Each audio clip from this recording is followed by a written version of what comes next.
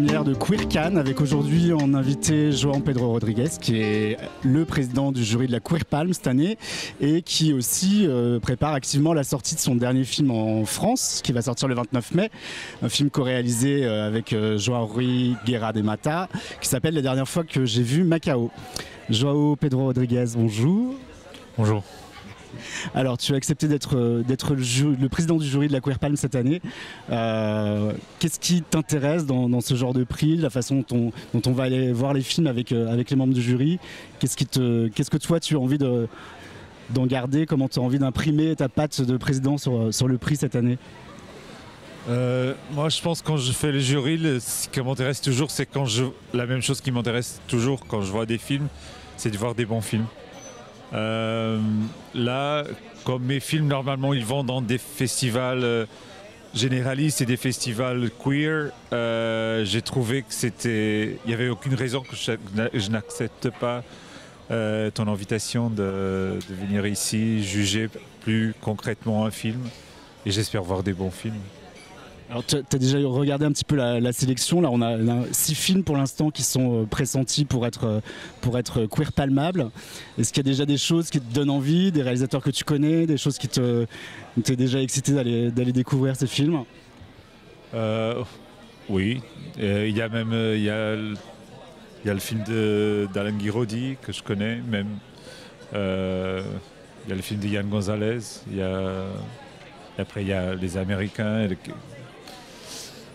Soderbergh. Non, mais j'attends surtout à voir des films et je pense que c'est vraiment important que ça continue à se faire. Ça commence il y a 3 ans que ça a commencé.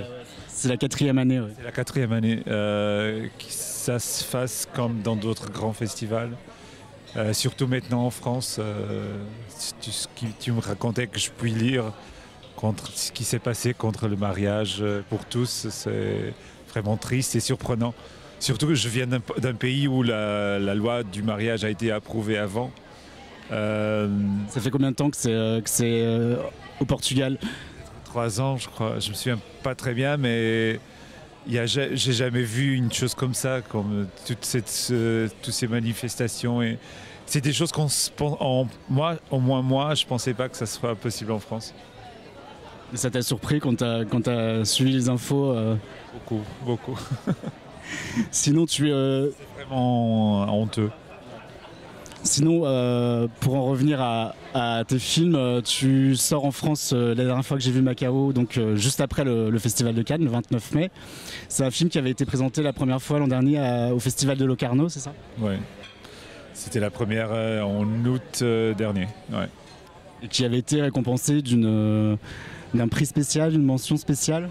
Oui, c'était une mention avec un nom un peu bizarre parce que c'était une mention spéciale pour le personnage. Et en plus, c'est un film qui a presque pas de personnages, les personnages sont des voix, c'est un film assez peut-être différent des autres films que j'ai faits. C'est un film déjà moins incarné parce on voit pas des gens, on entend des personnages. C'est un film qui joue beaucoup entre le rapport entre le son et l'image et le fait que des fois, ce qu'on voit, ce n'est pas vraiment ce qu'on entend et ce qu'on entend, ce n'est pas vraiment ce qu'on voit. Et alors, il joue tout le temps avec cette idée, les choses ne sont pas vraiment ce qu'elles semblent être.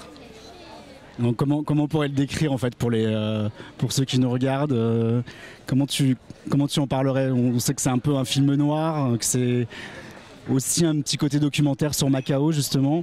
C'est un film qui a commencé par être un documentaire et après c'est parti dans une autre direction parce que je pense que la ville nous a poussé, la propre ville de Macao nous a poussé à faire autrement et à raconter vraiment.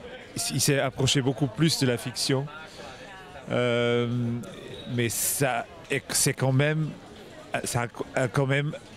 il a été tourné comme un documentaire, plus ou moins. Mais je pense que c'est un film noir, c'est aussi un film de science-fiction, c'est un film qui mélange beaucoup de genres et mélange beaucoup de choses. Mais c'est une espèce d'enquête, c'est aussi un film de mémoire, c'est un film personnel, c'est un portrait d'une ville, je sais pas. C'est tellement de choses, je crois. Bon, ce qu'on peut dire en tout cas, c'est qu'on peut conseiller à tout le monde d'aller le voir parce que c'est un film absolument magnifique. Ça sort le 29 mai. Voilà, merci Joao Pedro. On se retrouve à la fin du festival. Tu viendras nous justifier tes choix pour la Queer Palm. Allez, ciao.